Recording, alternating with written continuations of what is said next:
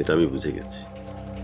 কিন্তু আপনি না বলছিলেন দেশে আপনার কেউ নেই, কিছুই নেই, কিন্তু দেশ তো আছে।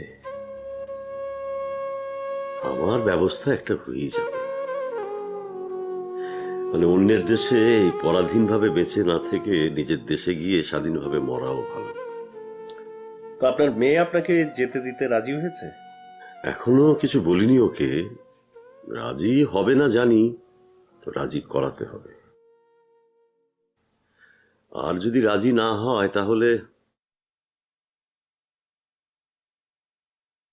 পালিয়ে যাব। পালানোর আগে আমাকে কিন্তু একটা কাজ করে দিতে হবে। হ্যাঁ, বলো বলো না কি কাজ। দেখুন, আমার তো আসলে মুরব্বী বলতে কেউ নেই। এখন আমি বিয়েতে বরযাত্রী ছাড়া যদি যাই, সেটা তো দেখতে খারাপ লাগবে। সো আপনি আমার সাথে বরযাত্রী হয়ে কালকে আমার বিয়েতে যাবেন। অবশ্যই অবশ্যই, তুমি না বললেও আমি বলতাম যে তোমার বিয়ে না খেয়ে আমি কিন্তু পালাচ্ছি না।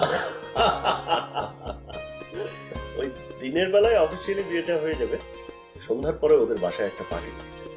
আমি বিকেলের দিকে এসে আপনাকে নিয়ে নেব। আমি তৈরি হয়ে থাকবো একেবারে। হ্যাঁ,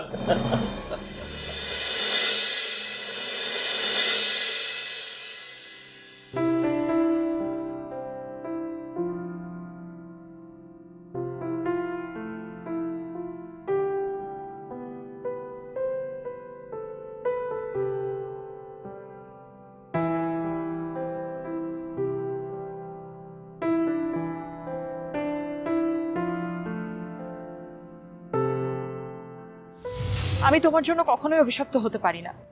আমি তোমাকে ভালোবাসি তুতুল, অনেক ভালোবাসি।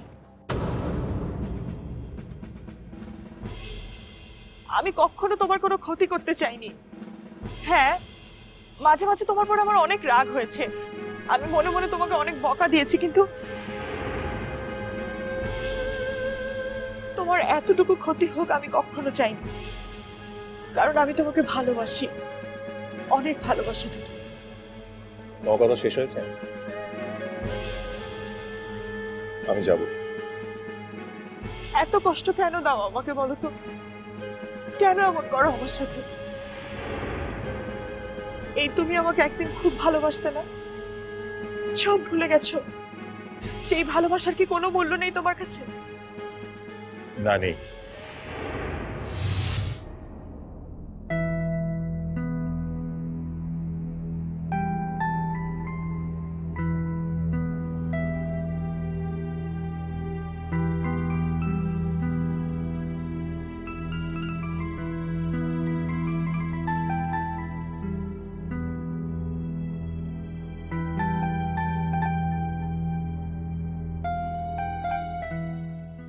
এটাই ভালো সুযোগ। মাজেদ মিয়া, যাও।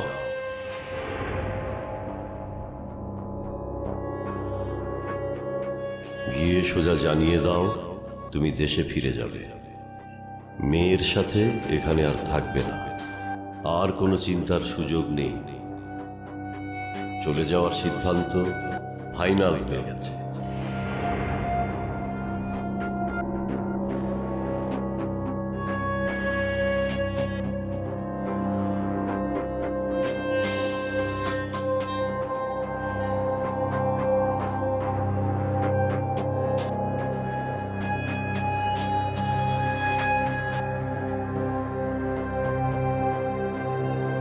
কিছু বলবে বাবা?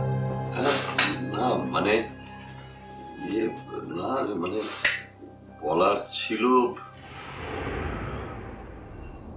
কি বলবে বলো? তোর চোখে পানি কেন রে মা? কিছু নাই। আরে এমনি এমনি আবার কারো চোখে পানি আসে নাকি? কি হয়েছে রে মা? হ্যাঁ? কি হয়েছে মা? জামাই জামাই কিছু বলেছে রে মা?